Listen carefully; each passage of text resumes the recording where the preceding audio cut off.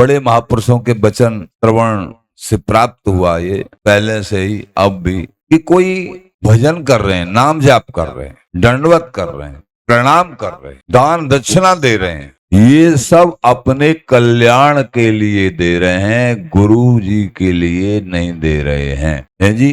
गुरु जी के लिए क्या दे रहे हैं? गुरु जी की प्रसन्नता किसमें है? गुरु प्रसन्न किस बात में है रहे? एक बात तो वो संत सेवा में प्रसन्न होते हैं, ठाकुर जी की सेवा में, बहुत अच्छा। लेकिन और अंतरंग में जाइए, गुरु प्रसन्न होते हैं गुरु जी की सेवा, जो उनके झूठे बर्तन मल रहे हैं, चाहे गुरु प्रसन्न हो न हो, लेकिन वास्तविकता सिद्धांत यही है कि सबसे बड़ी सेवा ये है।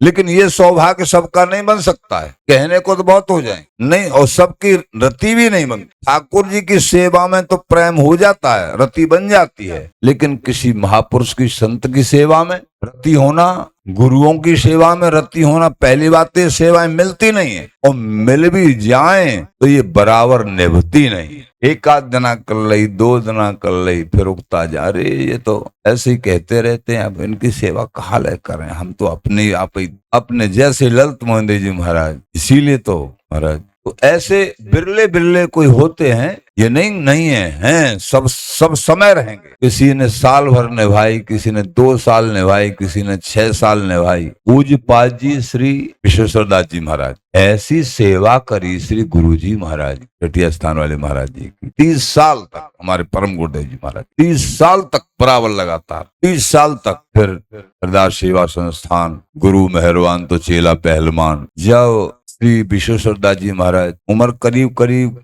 उम्र से मतलब नहीं होता, गुरु जी की उम्र और शिष्य की उम्र बराबर भी हो सकती है, गुरु जी की उम्र छोटी भी हो सकती है, उम्र से कोई लेना देना नहीं होता। विश्वेश्वर दास जी महाराज का शरीर पूर्ण हुआ, निकुंज को प्रवेश हुए, साथ में ही थे।